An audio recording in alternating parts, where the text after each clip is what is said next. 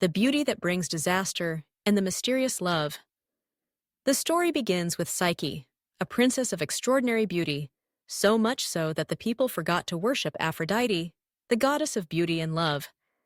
Aphrodite, jealous, sent her son Eros, also known as Cupid, the god of love with golden arrows, to make Psyche fall in love with the ugliest man alive. However, when Eros approached Psyche to carry out his mother's mission, he accidentally wounded himself with his own love arrow. Eros immediately fell deeply in love with Psyche's beauty. To keep this secret and protect their love, Eros took Psyche to a magnificent and secret palace. He visited her every night in the dark, loving and pampering her immensely, but strictly forbade Psyche from looking at his face. Psyche lived in luxury, but was always burdened with curiosity about her mysterious husband. Although loved by her husband, Psyche still felt lonely because she could not see the one she loved. Eros allowed her to invite her sisters to visit. The sisters, jealous of Psyche's wealth, sowed doubt in her heart, convincing her that her mysterious husband might be a terrifying monster.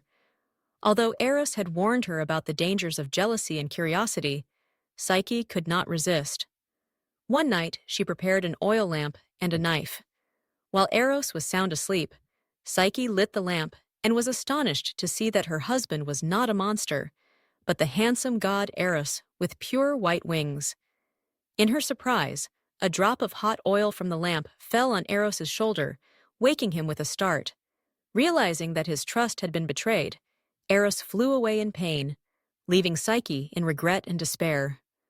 The magnificent palace also disappeared, and Psyche returned to the mortal world alone, carrying the unbearable sorrow of having lost the love of her life. With a broken heart, Psyche was determined to find Eros. She sought out other gods to beg for help, but no one dared to defy Aphrodite. Finally, she had to turn to Aphrodite herself to beg for forgiveness and to be reunited with Eros. Aphrodite, filled with utmost hatred, assigned Psyche a series of seemingly impossible tasks, hoping to destroy her. Psyche had to sort a heap of mixed seeds in one night, gather golden fleece from fierce sheep, fetch water from a mythical river flowing through dangerous mountains, and finally descend to the underworld to retrieve a box containing beauty from Persephone, the goddess of the underworld. Despite facing dangers and despair, Psyche received secret help from many creatures and even other gods, out of compassion or under Eros's influence. When Psyche opened the forbidden box from the underworld, once again out of curiosity, she fell into a death-like sleep. Witnessing what Psyche endured for him, Eros could no longer bear it. He fled from his mother's palace, found Psyche, and took her to the summit of Olympus. There, Eros pleaded with Zeus, king of the gods, to forgive Psyche and allow them to be together. Zeus, moved by their love and perseverance, agreed.